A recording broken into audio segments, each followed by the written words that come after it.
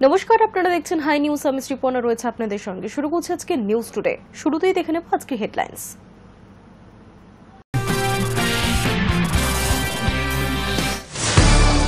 Operation সিন্দুর নিয়ে সংসদে ভাষণ মোদির। বাদল অধিবেশনে বিরোধীদের আক্রমণের জবাব দিতে চলেছেন নরেন্দ্র মোদি। ভাষা আন্দোলনে পথে মুখ্যমন্ত্রী। আগামী 28শে জুলাই বীরভূমের লালমাটি থেকে বাংলার বিরুদ্ধে প্রতিবাদ মিছিলের ডাক মুখ্যমন্ত্রীর। আমি কাদা ছোড়াছড়ি করি না, আমি জানি আমার দায়িত্ব কি। দিলীপ ঘোষের কটাক্ষের জবাব দিলেন দেব। ব্রিটেন সফরে মোদি। স্বাক্ষরিত হতে চলেছে দুই দেশের বহু প্রতীক্ষিত মুক্ত বাণিজ্য চুক্তি। মোদির সঙ্গে উপস্থিত থাকবেন বাণিজ্য মন্ত্রী পীযূষ গোয়েল। দক্ষিণবঙ্গে বাড়ল আর্দ্রতাজনিত অস্বস্তি। গরমে নাজেহাল আমজনতা। রাতে বজ্রবিদ্যুৎ সহ বৃষ্টির সম্ভাবনা উপকূল ও সংলগ্ন জেলাগুলিতে। অপারেশন সিন্দুর নিয়ে বিস্তারিত আলোচনা হোক, এই প্রসঙ্গে বারংবার সরব হয়েছেন বিরোধীরা। এবার বিরোধীদের সেই আক্রমণের জবাব দেবেন প্রধানমন্ত্রী। সংসদে বাদল অধিবেশনে এই বিষয়ে বক্তব্য রাখবেন তিনি। অপারেশন সিন্দুর নিয়ে বিরোধীদের লাগাতার আক্রমণের জবাব দিতে চলেছেন প্রধানমন্ত্রী নরেন্দ্র মোদি। সূত্রের খবর, বাদল অধিবেশনেই এই ইস্যুতে মুখ খুলতে চলেছেন প্রধানমন্ত্রী। সম্ভবত সংসদের দুই কক্ষেই তিনি ভাষণ দিতে পারেন। উল্লেখযোগ্য, আগামী সপ্তাহেই লোকসভা এবং রাজ্যসভায় যথাক্রমে 16 ঘণ্টা এবং 9 ঘণ্টা সময় বরাদ্দ করা হয়েছে অপারেশন সিন্দুর নিয়ে আলোচনার জন্য। সেই আলোচনার শেষেই ভাষণ দিতে পারেন প্রধানমন্ত্রী। সংসদে অপারেশন সিন্দুর নিয়ে আলোচনার দাবিতে সরব বিরোধী শিবির। সরকার পক্ষ আগামী সপ্তাহে আলোচনার জন্য দুই কক্ষ মিলিয়ে মোট 25 ঘণ্টা সময় বরাদ্দ করেছে। কিন্তু বিরোধীদের দাবি, অপারেশন সিন্দুর এবং ভারত পাক সংঘর্ষ বিরতি নিয়ে সংসদে দাঁড়িয়ে বিবৃতি দিতে হবে প্রধানমন্ত্রী নরেন্দ্র মোদিকে। এই ইস্যুতে আলোচনার জন্য আগামী সপ্তাহ পর্যন্ত অপেক্ষা করতে নারাজ বিরোধী শিবির। রাহুলের দাবি, প্রধানমন্ত্রী নরেন্দ্র মোদি অপারেশন সিন্দুর নিয়ে আলোচনা এড়াতে চাইছেন, সংসদে বিবৃতি এড়াতে চাইছেন। সংসদ চত্বরে দাঁড়িয়ে বুধবার বিরোধী দলনেতা বলেন, একদিকে সরকার বলছে অপারেশন সিন্দুর চলছে, অন্যদিকে বলছে আমরা জিতে গিয়েছি। আবার ডোনাল্ড ট্রাম্প 25 বার বলেছেন তিনি অপারেশন সিন্দুর থামিয়ে দিয়েছেন। ডাল মে কুছ না কুছ কালা হ্যায়। রাহুলের বক্তব্য, প্রধানমন্ত্রী এই নিয়ে একটা বিবৃতি দিতে পারছেন না, দেবেনই বা কি করে, কি বা বলবেন? মেনে নেবেন যে ট্রাম্পই যুদ্ধবিরতি করেছেন, সেটা তো বলতে পারবেন না। বিরোধী দলনেতার সাফ কথা, সরকার না মানলেও এটাই সত্যি যে ট্রাম্প সংঘর্ষ বিরতি করিয়েছেন, গোটা দুনিয়া সেটা জানে। তার অভিযোগ, অপারেশন সিন্দুরের সময় কূটনৈতিকভাবে চূড়ান্ত ব্যর্থ হয়েছে সরকার, কোনো দেশকে পাশে পাওয়া যায়নি। তবে বিরোধীদের এহেন সমালোচনার জবাব দিতে চলেছেন প্রধানমন্ত্রী। আপাতত তিনি ব্রিটেন এবং মালদ্বীপ সফরে রয়েছেন। বিদেশ সফর সেরে ফিরে এসেই তিনি সংসদের দুই কক্ষে ভাষণ দিতে পারেন। High News Network. বাংলায় আসতে চলেছেন কেন্দ্রীয় স্বরাষ্ট্রমন্ত্রী অমিত শাহ। সম্ভবত আগামী মাসেই রাজ্যে আসতে চলেছেন তিনি। অমিত শাহকে বাংলায় আসার আমন্ত্রণ জানিয়েছেন বিজেপির রাজ্য সভাপতি শ্রমিক ভট্টাচার্য। তার এই আমন্ত্রণে সম্ভবত সাড়া দিতে চলেছেন স্বরাষ্ট্রমন্ত্রী। গেরুয়া শিবির সূত্রে খবর, বাংলায় এসে সমাবেশের পাশাপাশি সাংগঠনিক বৈঠকও করবেন অমিত শাহ।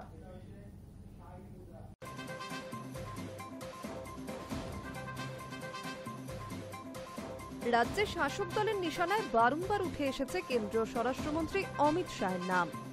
ভিন রাজ্যে বাঙালিদের আক্রান্ত হওয়ার ঘটনায় তার বিরুদ্ধে সুর চড়িয়েছে তৃণমূল।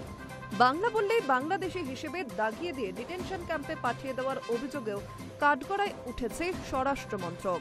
তবে এই পরিস্থিতিতেও বিজেপির রাজ্য সভাপতি শ্রমিক ভট্টাচার্যের আমন্ত্রণে সম্ভবত সাড়া দিয়ে ফের রাজ্যে আসতে চলেছেন স্বরাষ্ট্রমন্ত্রী অমিত শাহ। সূত্রের খবর, ভিন রাজ্যে হিন্দু বাঙালি বা প্রকৃত ভারতবাসী আক্রান্ত হচ্ছে না, অনুপ্রবেশকারীরাই আক্রান্ত হচ্ছে। সেটা বঙ্গবাসীকে বোঝাতে চায় বিজেপি, যাতে তৃণমূলের বাংলা ভাষার উপর আক্রমণের পাল্টা জবাব দেওয়া যায়। সেই কারণে কেন্দ্রীয় নেতৃত্বকে লাগাতার বাংলা আনার চেষ্টা বঙ্গ বিজেপির। উল্লেখ্য, দিল্লিতে স্বরাষ্ট্রমন্ত্রী অমিত শাহর সঙ্গে আলাদা করে দেখা করেছেন বিজেপির রাজ্য সভাপতি শ্রমিক ভট্টাচার্য ও বিরোধী দলনেতা শুভেন্দু অধিকারী। শ্রমিক ভট্টাচার্য রাজ্য সভাপতি হওয়ার পর অমিত শাহের সঙ্গে এটাই তার প্রথম সাক্ষাৎ, আর সেখানেই কেন্দ্রীয় স্বরাষ্ট্রমন্ত্রীকে বাংলায় আসার জন্য আমন্ত্রণ জানিয়েছেন বিজেপির রাজ্য সভাপতি। গেরুয়া শিবির সূত্রে খবর, সম্ভবত আগামী মাসেই রাজ্যে আসতে চলেছেন কেন্দ্রীয় স্বরাষ্ট্রমন্ত্রী অমিত শাহ। সমাবেশের পাশাপাশি সাংগঠনিক বৈঠকও করবেন তিনি। ইতিমধ্যে প্রধানমন্ত্রী নরেন্দ্র মোদী বাংলা সফর শুরু করেছেন। বিগত কয়েক সপ্তাহের ব্যবধানে জোড়া সভা করেছেন মোদী। 26-এর বিধানসভা নির্বাচনের আগে শাসক শিবিরের বিরুদ্ধে জনমত করতে বাংলার ভোট ময়দানে এবার শাহকেও চায় গেরুয়া শিবির। High News network.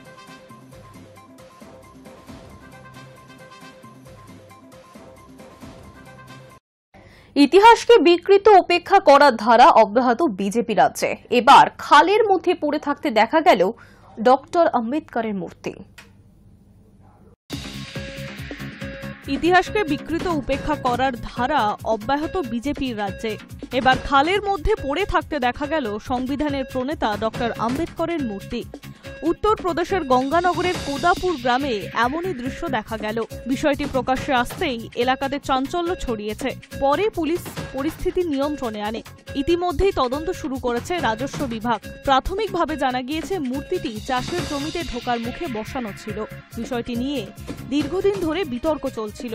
গঙ্গানগরের ডিএসপি জানান, মূর্তিটি তুলে খালে ফেলে দেয় দুষ্কৃতীরা। মামলা রুজু করা হয়েছে। শীঘ্রই নতুন মূর্তি বসানো হবে। বিষয়টি প্রকাশ্যে আসতেই সরব হয়েছে তৃণমূল কংগ্রেস। তৃণমূল কংগ্রেসের এই ঘটনাকে দলিত বিরোধী এবং সংবিধান লঙ্ঘনকারী বলে অভিহিত করে ভারতীয় জনতা পার্টির বিরুদ্ধে কড়া সমালোচনা করেছে। তাদের কটাক্ষ, সংবিধানের ত্রাতা স্থপিত নিপীড়িতদের বাবা সাহেব আম্বেদকরকে আবারও সংবিধান লঙ্ঘনকারী দলিত বিরোধী বিজেপি অপমান করল। উত্তরপ্রদেশের কোদাপুরে বাবা সাহেবের মূর্তি উপড়ে খালে ফেলা হয়েছে। সেই ঘৃণার বিষের বাহক বিজেপি, যারা অমিত শাহর মিছিল চলাকালীন কলকাতার ঈশ্বরচন্দ্র বিদ্যাসাগরের আবক্ষ মূর্তি ভেঙে দিয়েছিল। তৃণমূল আরও কটাক্ষ করে, তারা সমতা ও ন্যায়ের পক্ষে লড়েছিল। সেই সমাজ সংস্কার চিন্তাবিদ ও বিপ্লবীদের মুছে ফেলাই এদের রাজনীতি।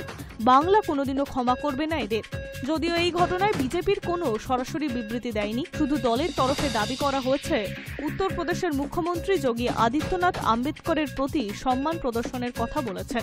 বিজেপি সরকার আম্বেদকরের স্বপ্নের ভারত গড়ার জন্য কঠোর পরিশ্রম করছে। দলিত সম্প্রদায়ের জন্য বিভিন্ন কল্যাণমূলক প্রকল্পও শুরু করেছে। Hi News Network. বুধেই ব্রিটেন সফর প্রধানমন্ত্রী নরেন্দ্র মোদীর। আর 24শে জুলাই স্বাক্ষর দুই দেশের বহু প্রতীক্ষিত মুক্ত বাণিজ্য চুক্তি, যার মূল লক্ষ্য 2030 সালের মধ্যে দুই দেশের বাণিজ্য দ্বিগুণ করা।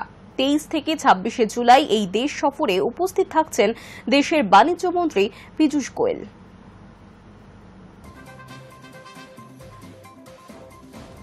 মঙ্গলবার সাংবাদিক সম্মেলনে মোদীর সফর সূচির বিস্তারিত প্রকাশ্যে আনেন বিদেশ সচিব বিক্রম মিশ্রি।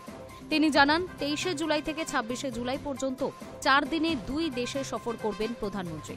এই সফরের প্রথমে 23শে জুলাই প্রধানমন্ত্রী কিয়ের স্টারমারের আমন্ত্রণে তিনি ব্রিটেন যাচ্ছেন। সেখানে ব্রিটিশ প্রধানমন্ত্রীর সঙ্গে সাক্ষাতের পাশাপাশি রাজা তৃতীয় চার্লসের সঙ্গে সাক্ষাৎ করবেন মোদী। এছাড়া ভারত ও ব্রিটেনের বিশিষ্ট শিল্পপতিদের সঙ্গে কথা বলবেন তিনি। এই সফরে দুই দেশের মধ্যে দ্বিপাক্ষিক সম্পর্কের উন্নতির পাশাপাশি মুক্ত বাণিজ্য চুক্তির বিষয়ও তুলে ধরা হয়েছে।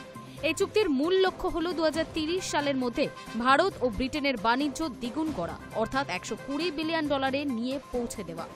23 থেকে 26শে জুলাই পর্যন্ত প্রধানমন্ত্রী এই বিদেশ সফরে উপস্থিত থাকবেন দেশের বাণিজ্য মন্ত্রী পীযূষ গোয়েল। জানা যাচ্ছে, বহু প্রতীক্ষিত এই বাণিজ্য চুক্তির মাধ্যমে ভারত থেকে চামড়া, জুতো, পোশাকের মতো পণ্য রপ্তানির কর প্রত্যাহার করা হবে। অন্যদিকে ব্রিটেন থেকে আসা হুইস্কি ও গাড়ি আমদানির উপর শুল্ক কমাবে ভারত। এই চুক্তিতে পরিষেবা উদ্ভাবন, সরকারি ক্রয়ের মতো বিষয়গুলিও অন্তর্ভুক্ত রয়েছে। প্রধানমন্ত্রীর উপস্থিতিতে দুই দেশের বাণিজ্য মন্ত্রীরা এই চুক্তিতে স্বাক্ষর করবেন। ব্রিটেনের সংসদ কর্তৃক অনুমোদনের পর তা কার্যকর হবে। উভয় দেশের অর্থনীতিতে বাণিজ্য, বিনিয়োগ, কর্মসংস্থান বাড়াতে এই চুক্তিকে বিরাট পদক্ষেপ হিসেবে দেখা হচ্ছে। ভারত ও ব্রিটেনের মধ্যে গত 3 বছর ধরে এই চুক্তি নিয়ে আলোচনা চলছিল, যার মূল লক্ষ্য ছিল দেশীয় বাজারে প্রবেশাধিকার অর্জনের পথ মসৃণ করা এবং উভয় দেশের জন্য বাণিজ্য সহজ ও উন্নত করা। যদিও 3 বছর ধরে দুই দেশের চুক্তি নিয়ে আলোচনা চললেও ক্রমাগত উন্নতি দেখা গিয়েছে। 2024-25 অর্থবর্ষে ব্রিটেনে ভারতের রফতানি 12.6% থেকে বেড়ে $14.5 বিলিয়ন পৌঁছেছে। একই সময় ব্রিটেন থেকে ভারতে আমদানি 2.3% থেকে বেড়ে $8.6 বিলিয়ন দাঁড়িয়েছে। এর আগে 2023-24 সালে ভারত ও ব্রিটেনের মধ্যে মোট দ্বিপাক্ষিক বাণিজ্য ছিল $21.34 বিলিয়ন, যা 2022-23 সালে $20.36 বিলিয়ন চেয়ে কিছুটা বেশি। High News network.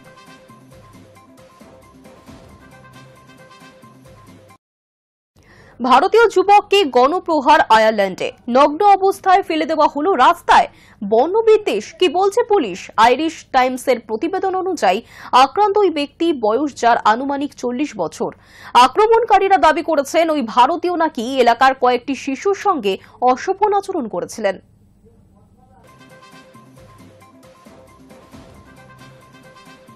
এবার আয়ারল্যান্ডে বর্ণবিদ্বেষের শিকার হলেন এক ভারতীয়। আয়ারল্যান্ডের রাজধানী ডাবলিনের রাস্তায় ফেলে ওই ভারতীয় ব্যক্তিকে মারধর করার অভিযোগ উঠল। একদল তরুণ ওই ভারতীয়কে মারধর করে নগ্ন অবস্থায় রাস্তায় ফেলে পালান। ঘটনা তদন্ত শুরু করেছে স্থানীয় পুলিশ। তাদের প্রাথমিক অনুমান এটা বর্ণবিদ্বেষের ঘটনা, তবে এর নেপথ্যে অন্য কোনো কারণ রয়েছে কিনা তাও খতিয়ে দেখা হচ্ছে। আইরিশ টাইমসের প্রতিবেদন অনুযায়ী আক্রান্ত ওই ব্যক্তির বয়স আনুমানিক 40 বছর। ঘটনাটি ঘটেছে গত 19 জুলাই ডাবলিনের টালাঘট এলাকায়। আক্রান্ত ওই ব্যক্তিকে রাস্তায় রক্তাক্ত অবস্থায় পড়ে থাকতে দেখে স্থানীয়রা উদ্ধার করে হাসপাতালে নিয়ে যান। তার মুখ, হাত এবং পা থেকে গলগল করে রক্ত বার হচ্ছিল বলে দাবি করেছেন উদ্ধারকারীরা। আক্রমণকারীরা দাবি করেছেন ওই ভারতীয় নাকি এলাকার কয়েকটি শিশুর সঙ্গে অশোভন আচরণ করছিলেন, তাই তার বিরুদ্ধে ব্যবস্থা নিয়েছেন তারা। যদিও সেই দাবি মানতে নারাজ আয়ারল্যান্ড পুলিশ। তাদের মতে ইচ্ছাকৃতভাবে ওই ব্যক্তির বিরুদ্ধে মিথ্যা অপবাদ ছড়িয়ে মারধরের ঘটনা ঘটানো হয়েছে। এই ঘটনার নিন্দা করেছেন আয়ারল্যান্ডের নিযুক্ত ভারতীয় রাষ্ট্রদূত অখিলেশ মিশ্র। এক্স পোস্টে তিনি লিখেছেন, আশা করব দোষীরা শাস্তি পাবে। High News network.